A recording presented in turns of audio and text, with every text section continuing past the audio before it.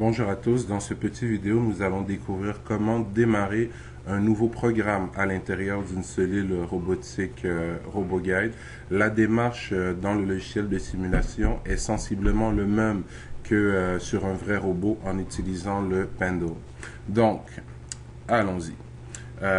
Premièrement, dans une vidéo précédente, nous avons déjà couvert les différentes techniques pour enseigner ou configurer plutôt un uTool par la technique graphique et par la technique d'entrée directe de 6 points, donc la translation X, Y, Z, W, P et R. Nous avons aussi enseigné la méthode pour configurer un uFrame par la méthode graphique, encore une fois, et la méthode d'enseignement de 3 points. Donc, dans la cellule actuelle, nous avons déjà un uTool et un uFrame de configurer. Je vais vous les montrer. Donc, si je sélectionne mon uTool, voici son orientation et sa configuration actuelle. Si je sélectionne mon uFrame, le uFrame 1, voici sa position et son orientation actuelle. Donc, les mouvements que notre robot vont effectuer vont sensiblement être des déplacements du uTool, donc du bout de l'outil du robot par rapport au uFrame qui sera notre référence de mouvement. Donc, pour démarrer un nouveau programme à l'intérieur d'une cellule RoboGuide, la démarche est relativement facile. La première chose à faire est évidemment d'ouvrir son Pendle et d'appuyer sur le bouton Select. En appuyant sur le bouton Select, ce que vous voyez apparaître à l'écran est en fait la liste des programmes qui est disponible dans votre cellule virtuelle ou qui est disponible dans le vrai contrôleur du robot. Si vous voulez créer un nouveau programme, il faut appuyer sur la touche F2, Create. Un menu s'offre à vous permettant de nommer votre programme. Donc, si on choisit l'option 2, on peut écrire le nom du programme en lettres majuscules. Donc, je vais l'appeler tout simplement Démo 1 pour aujourd'hui. Ou Triangle. Tiens, nous allons faire un programme qui trace un triangle. Donc, si je veux un T majuscule, je vais sur l'option 2, Uppercase. Donc, on va appuyer 2 fois pour obtenir un T, la flèche pour changer de case. Ensuite, 1, 2, 3, 4, 5, 6 pour obtenir un R. Si je veux basculer sur des lettres minuscules, c'est très simple. Je change à l'option 3 avec les flèches ou en appuyant... Oups, pardon. Donc, avec les flèches. Donc, maintenant, si je veux un I, ce sera un I minuscule. Donc, disons que notre programme s'appelle Tri, pour ne pas perdre trop de temps. Une fois qu'on est satisfait du nom de notre programme et de sa syntaxe, il faut appuyer sur Enter une première fois. Notre programme est maintenant créé. Nous voulons maintenant l'éditer, c'est-à-dire y insérer des lignes de code. Donc, on va appuyer sur Edit, juste ici, ou sur Edit avec la touche F3. Donc, vous constatez que dans l'arborescence de projet, vous avez un nouveau programme qui s'appelle Tri. Ça va? Juste à côté d'un symbole de Pendle. Et dans la fenêtre de Pendle, vous avez le nom du programme qui se trouve présentement à la ligne 0 et la fin du programme qui est indiquée par l'instruction End. Pour rajouter des lignes nous permettant d'écrire du code dans notre programme, il faut appuyer sur la touche Next, ce qui nous donne accès au menu EDCMD, Edit Comment. Donc, en appuyant sur la touche F5, nous avons plusieurs options, dont l'option d'insérer des lignes, d'effacer des lignes, de copier des lignes, de trouver une ligne, de remplacer des lignes, d'insérer un commentaire, etc., etc., etc. Donc, aujourd'hui, nous allons sélectionner l'option numéro 1 en mettant en surbrillance 1 et en appuyant Enter, ou tout simplement en cliquant sur 1. Le Pendle nous demande combien de lignes vides nous voulons insérer à l'intérieur de notre programme. Rajoutons-en une dizaine. Donc, on va taper tout simplement 10 et appuyer sur Enter. Donc, on voit que 10 lignes de code viennent d'être rajoutées à l'intérieur de notre programme. Donc, disons que nous voulons tracer un triangle. Donc un triangle basé sur des positions enseignées. Plus tard dans la session, nous verrons comment travailler avec des positions calculées. Donc, tout mouvement en robotique est basé sur une position, soit une position calculée, soit une position enseignée.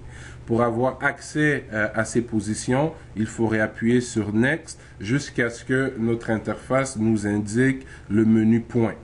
Donc, avant d'insérer une nouvelle position, nous devons d'abord déplacer le robot à l'endroit où nous désirons enseigner cette position. Donc, il y a en fait plusieurs manières de travailler. Je vais vous montrer la manière la plus simple et rapide quant à moi. Donc, nous voulons enseigner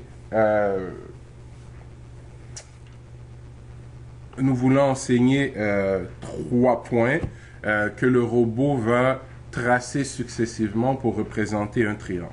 Donc, la première chose que nous allons faire, c'est choisir un mode de déplacement pour positionner notre robot à l'endroit désiré. Donc, en appuyant sur la touche Coord pour coordonner, ou Coordinate en anglais, on va changer le mode de mouvement jusqu'à ce que nous tombions en User. Donc, le mode User qui permet au robot de bouger selon le système d'axe de User Frame, référentiel de travail que nous avons configuré tout à l'heure. Nous savons que notre référentiel de travail se trouve dans cette zone. D'ailleurs, je vais le faire réapparaître pour vous. C'est le UFrame 1 que j'ai nommé Origine, qui se trouve juste ici. Mais pour faciliter notre travail à l'intérieur de la cellule, quand nous sommes dans le Pendle, RoboGuide fait apparaître l'orientation du système d'axe concerné au bout de notre outil. Question de nous permettre de l'avoir toujours en vue. Donc, en utilisant mes commandes manuelles et en me déplaçant en mode user, je vais bouger le robot jusqu'à la position désirée pour le premier point sur ma table. Donc, nous allons tout d'abord faire un point d'approche, donc partir de la position de repos du robot et s'approcher doucement vers la table avec un certain dégagement. Donc, je vais appuyer sur Shift et faire un mouvement en Z négatif. On peut évidemment augmenter la vitesse du robot en tout moment. Quand le robot rentre en collision avec un objet, ce dont vous venez d'être témoin, l'objet change de couleur. Donc, on va juste remonter un peu en Z. Parfait. Donc, descendons juste un peu la vitesse pour avoir un peu plus de précision. Parfait. Donc, disons que ceci représente mon point d'approche et que je suis satisfait avec cette position. Donc, ce que je vais faire présentement, c'est désélectionner Shift, appuyer sur F1, point, et à partir de ce moment, je peux choisir un mode de mouvement, plutôt donner une commande de mouvement à mon robot. Donc, j'ai le choix entre 4 options. L'option 1 qui me permet d'effectuer un mouvement joint, jusqu'à une position enseignée à un certain pourcentage de la vitesse de manière fine. Fine qui signifie qu'on s'arrête exactement sur le point qu'on a spécifié plus tôt, juste ici. L'option 2, on veut effectuer un mouvement joint. Encore une fois, un mouvement joint signifie que le robot a la liberté de bouger chacun de ces 6 joints, 6 degrés de liberté ou 6 axes, de la manière qui lui convient le mieux.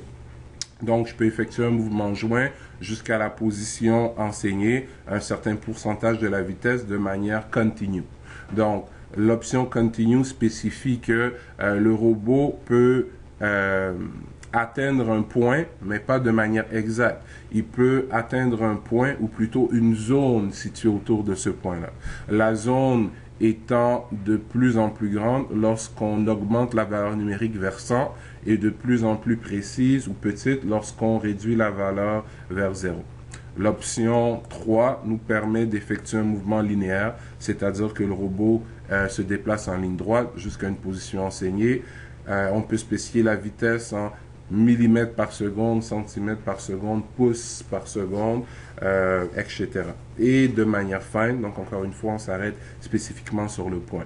L'option 4, un mouvement linéaire à une position enseignée avec une certaine commande de vitesse en mode continu. Donc, je vais choisir l'option numéro 2 pour commencer. Donc, qu'est-ce qui s'est produit à l'écran? On voit que à la ligne 1, ma première ligne de code TPP est un mouvement joint à la position 1 à 100% de la vitesse en mode continu. Le A commercial qui se trouve présentement dans mon interface signifie quoi? Donc, bougeons le robot quelques secondes. Voilà. Donc, voici la fameuse position 1 qui a été marquée dans mon environnement 3D par le logiciel. Donc, le A commercial que vous voyez tout à l'heure signifiait que le robot connaissait maintenant tous les paramètres de la position 1, c'est-à-dire la translation en X, en Y et en Z, l'orientation autour de X, l'orientation autour de Y, l'orientation autour de Z. Par rapport à quoi? Par rapport à ma référence qui est mon U-frame, se trouvant juste ici. Nous avons la possibilité d'aller visualiser ces informations. Si nous déplaçons sur la position et que nous appuyons sur la touche F5, nous pouvons effectivement observer toutes ces coordonnées. Donc, on nous dit que le point 1 est enseigné par rapport au U-frame 1 et que les coordonnées que nous voyons ici et les orientations que nous voyons sont celles du U-Tool 1. En effet, voici le U-Frame 1 qui est notre référence active présentement et voici le U-Tool 1 qui est notre outil de travail actuel. Donc, toutes ces informations-là spécifient le déplacement et l'orientation du bout de notre outil par rapport au U-Frame. À n'importe quel moment, nous pouvons changer ces valeurs. Si par exemple, je décide d'augmenter un peu la distance de mon point d'approche. Donc, ça signifie une translation différente en Z. Je peux tout simplement venir sur le Z et rentrer une valeur différente. Donc, rentrons par exemple 100 et appuyons sur... Oh, d'accord. Il faudrait que j'allume ma manette. Excusez-moi. Donc, allons-y. Disons, rentrons, tiens, 300. Et appuyons sur la manette. Voilà. Donc, nous voyons que le point P1 vient d'être déplacé dans l'espace. Donc, il y a deux manières de travailler avec un robot quand on a le pendule entre les mains. On peut tout bonnement bouger le robot en utilisant les modes de déplacement User, Tool ou en mode joint. Ou on peut tout simplement enseigner une position et une fois que la position est enseignée, rentrer dans ses paramètres et lui donner les valeurs qui nous intéressent. Puisque le robot connaît à ce moment-là toutes les informations représentant une position, il est capable de s'y déplacer. Donc, redonnons nos valeurs initiales. On était à 49, je crois. Je vais arrondir ça à 50 tout simplement. On va appuyer Enter, voilà. Donc, présentement, mon robot est déjà capable d'effectuer ce mouvement. Je vais faire Done. Et si je veux exécuter le programme qui ne contient qu'une seule ligne présentement, je suis en mesure de le faire. De quelle manière? En appuyant sur Shift et Forward.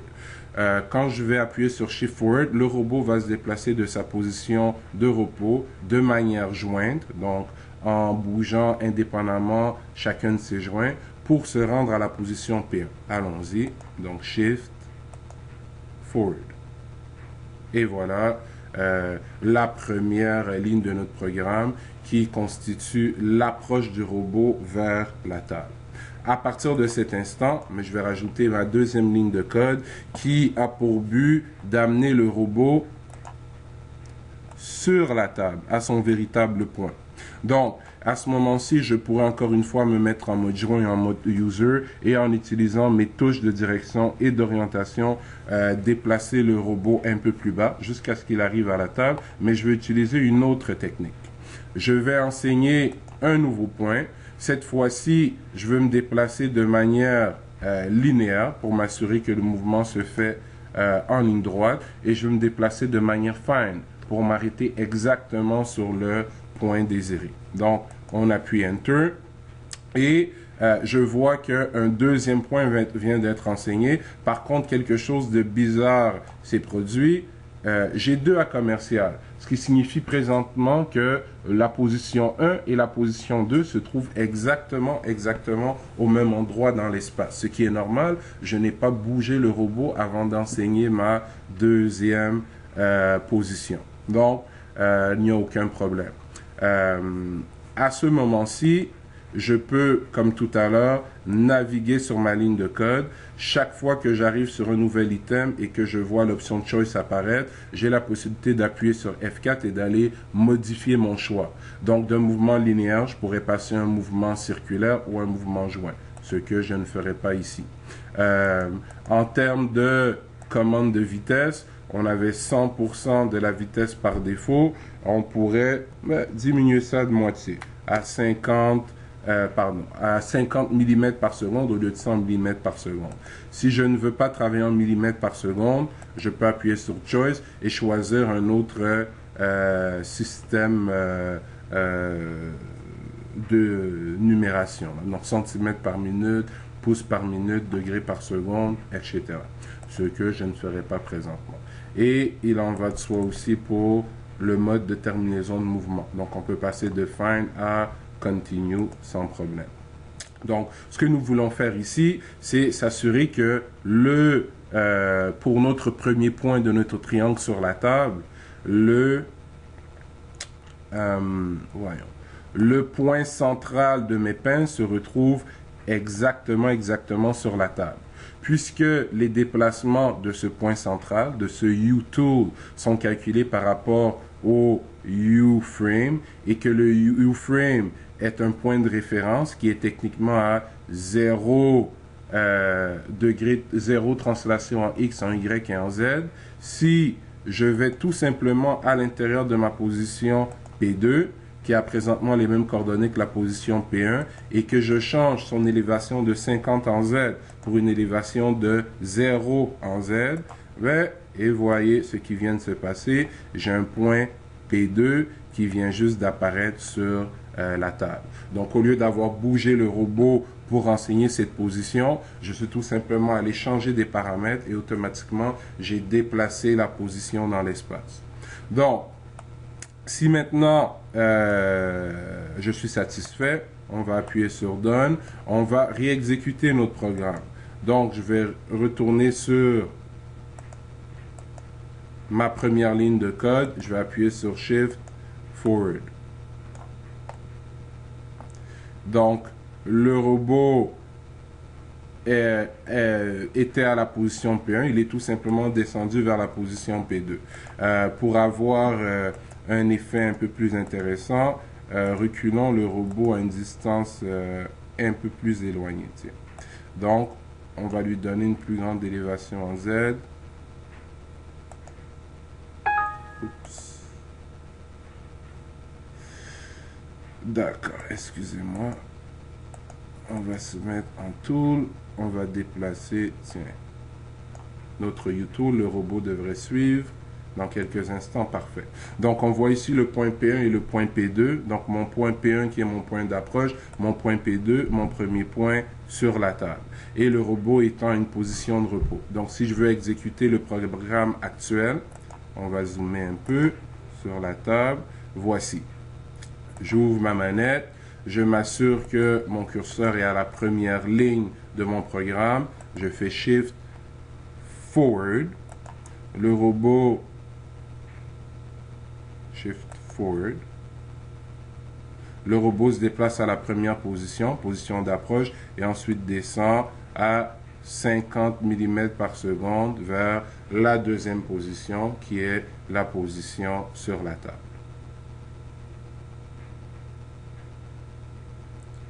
Et voilà. Puisque les positions sont enseignées, donc toujours connues par le robot, nous sommes aussi capables de faire un Shift Backward, ce qui permet au robot d'exécuter le programme en marche arrière, jusqu'à la dernière position connue. Donc, Forward, on retourne à la position P2. Donc, à partir de cet instant, mon robot se trouve présentement sur la table. Donc, disons que nous voudrions tracer un triangle rectangle, donc avec des dimensions standards, une hypoténuse de 5, un côté adjacent de 4 et un côté opposé de 3. Donc, le point P2 étant le point de jonction entre mon côté opposé et mon côté adjacent. Donc, traçons le côté adjacent. Donc, à partir du point P2, le côté adjacent devrait avoir une longueur de 4 cm. Il est important de noter que les déplacements dans notre cellule sont spécifiés en millimètres. Ça va? Donc, il faut faire attention à nos conversions quand on veut des mouvements en centimètres. Donc, si je veux me déplacer de 4 cm dans cette direction, quelle est cette direction? Mais cette direction est-elle la direction des X, des Y ou des Z de mon U-frame? Donc, je vais encore une fois me remettre, pour enlever le shift, excusez-moi, me remettre en U-frame. Et ce qui est intéressant, encore une fois, dans la cellule robotique, le U-frame apparaît au bout de mon outil pour me faciliter la tâche. Sur la cellule sur la table, dans la cellule robotique en classe, on a un système d'axes physiques qui se trouve ici pour nous rappeler toujours quelles sont nos orientations. Donc, à ce niveau-ci, encore une fois, ça devient très facile, soit physiquement, avec les différents modes de mouvement et mes commandes de translation et de rotation, je déplace le robot à la position désirée. Donc, ce que je vais faire ici, sans plus attendre, si je me mets en tool et que je tire mon système d'axe dans cette direction, le robot devrait suivre s'il en est capable. Le problème avec le mouvement que je viens d'effectuer, est le suivant. Je ne suis pas sûr d'avoir fait un déplacement d'exactement 4 cm par rapport à la position précédente. En fait, ce que nous voudrions faire, c'est prendre les coordonnées de la position P2 qui se trouve ici et rajouter 400 tout simplement à la valeur de X, puisque l'axe des X de notre U-frame est le long de cette trajectoire. Donc, nous arriverions à peu près à 526. Donc, c'est ce que nous allons faire dans quelques instants. Je vais tout simplement sortir de là, enseigner une nouvelle, un nouveau, ou plutôt faire un shift forward. Donc, le robot va retourner à sa position P1. Ensuite, il va aller à sa position P2.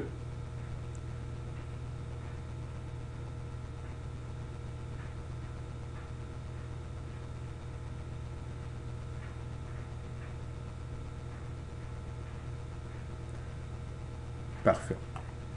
Donc, à partir de la position P2, oui, on est bien à P2. À partir de la position P2, je vais faire quoi? Je vais enseigner un nouveau point, toujours linéaire, de manière find.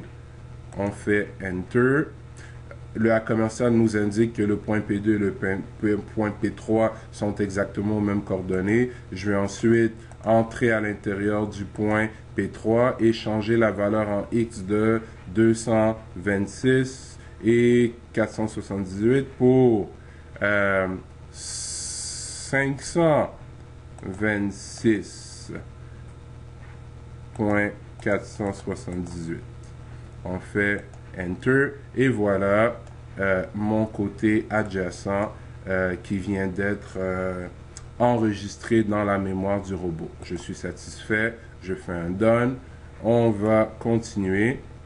Donc, à partir de cette position, j'aimerais tracer mon hypoténuse qui a une longueur ou une norme de 5, si on veut faire un triangle rectangle, et si on veut que le côté opposé ait une longueur de 4. Donc, ce que je vais faire, encore une fois, c'est que à partir de la position P2 ou P3, ou plutôt des coordonnées de la position P3, qu'est-ce que nous allons faire? Nous allons soustraire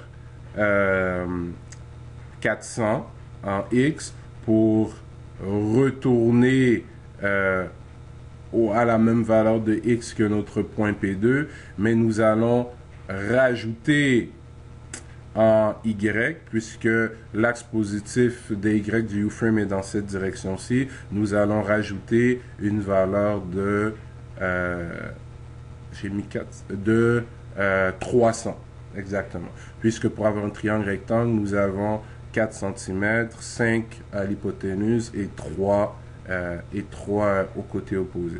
Donc, allons-y joyeusement. Donc, à partir du point P3, ou plutôt déplaçons notre robot au point P3. Donc, je vais mettre à la ligne 2 et je vais faire un shift forward pour envoyer mon robot au point P3. On est toujours à 50% de la vitesse ici, donc je vais l'augmenter un peu. Parfait. Donc, à partir du point P3, je vais aller à la ligne suivante. On appuie sur point. On rajoute encore une fois un mouvement linéaire. On va augmenter 50 pour l'approche, 100 pour les autres déplacements. Parfait. Donc, mon point P4 est présentement identique à mon point P3. Par contre, je vais rentrer à l'intérieur du point P4 et qu'est-ce que je vais faire? On va retourner à 226 ici, puisque le haut de mon hypoténuse se trouve exactement à la même position en X que mon point à P2, mon premier point sur la table. Donc en X, on va retourner à 226.480, si je ne me trompe pas. Et en Y, on va prendre la valeur actuelle en Y qui est 699,019 et on va y rajouter 300 unités pour créer notre côté opposé. Donc, faisons un peu d'espace. Donc, disons 700, 800, 900. D'accord, 1000. Donc, 700, 800, 900, 1000, exactement. Donc, on va y aller avec 1, 0, 0, 0. Et donc, toutes ces distances-là sont des distances par rapport au U-frame qui se trouve juste ici. Gardez-le en tête. Donc, on fait un Enter. Et voilà mon hypoténuse qui vient d'être tracée. Donc, done. On va sortir de là. Pardon, on va sortir de là. Et évidemment, pour terminer notre triangle, il nous faut boucler la boucle, donc revenir au point P2 et ensuite se dégager. Donc, je vais tout simplement rajouter un point ici, toujours linéaire, à 100% de la vitesse. On m'indique que c'est le point P5. Ce n'est pas un nouveau point qui m'intéresse. Je veux retourner un point déjà connu. Donc, je sélectionne le point et je tape tout simplement 2 à la place du 5. Voilà ma trajectoire. Ensuite, je veux faire un dégagement au point P2 et mon programme serait techniquement terminé. Donc, allons-y. On va changer de ligne, rajouter un dernier point, mais cette fois-ci, nous allons aller en joint continue. Donc, pour me dégager, je veux le faire rapidement, je veux donner la flexibilité au robot et je n'ai pas besoin de tomber exactement sur le point P1. Donc, avec continue, on est dans une zone autour du point P1. Donc, allons-y. Il m'a rajouté un point 5. Donc, je vais rentrer à l'intérieur et je vais transformer ça en point 1. Enter. Donc, maintenant, ce que nous allons faire, nous allons exécuter notre programme pas à pas, ce qui veut dire étape par étape. Pour être capable de suivre à l'intérieur du pendule la progression des mouvements de notre robot. Donc la première chose que je vais faire dans la cellule robotique, je vais me mettre en mode Tool pour être capable de déplacer rapidement le robot en utilisant mon système d'axe du U-Tool. Dans un vrai robot, on se mettra en mode Tool, en mode User, en mode Joint et on utiliserait nos commandes de translation ou de rotation pour positionner le robot à une position de repos qui nous intéresse. Donc, voici ma position de repos. Quand le robot n'est pas capable d'atteindre une position, il vous donne le message Position not reachable. Donc, donnons-lui une autre position. Oups, que se passe-t-il?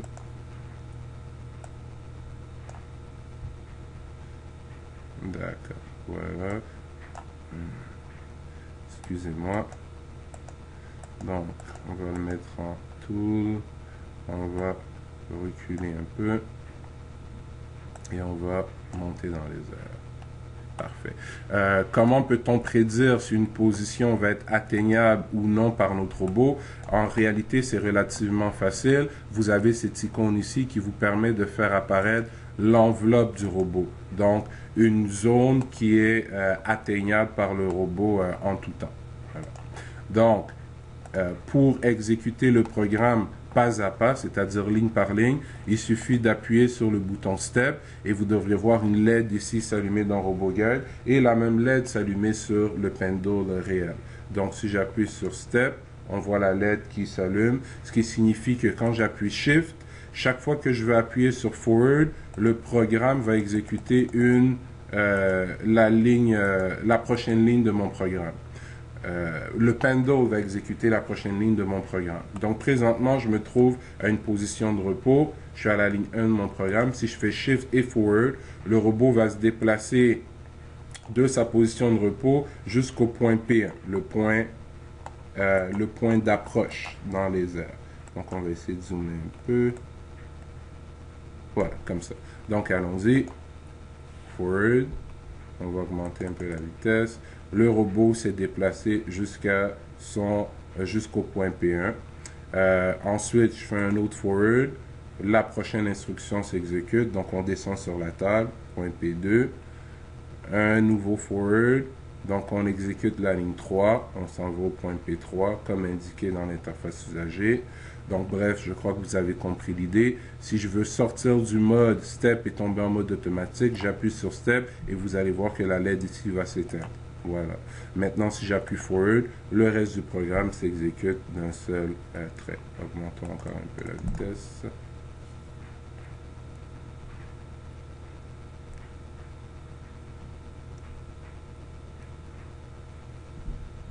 Et voilà. Donc, voici comment on crée un nouveau programme en TPP à l'intérieur d'une cellule RoboGuide. Voici comment on enseigne une position et on exécute une commande de mouvement en mode automatique ou en mode step. Merci et à la prochaine.